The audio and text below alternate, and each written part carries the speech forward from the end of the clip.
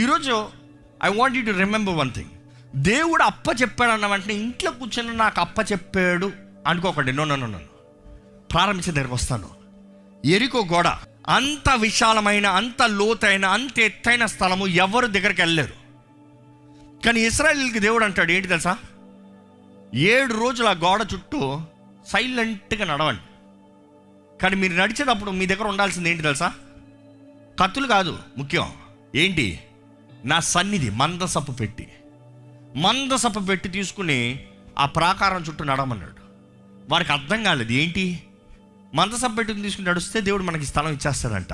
ఈరోజు మీరు చేయవలసింది చిన్నగా ఉండొచ్చు, ఆయన సన్నిధిని తీసుకుని నడవండి, ఆయన సన్నిధిలో గడపండి.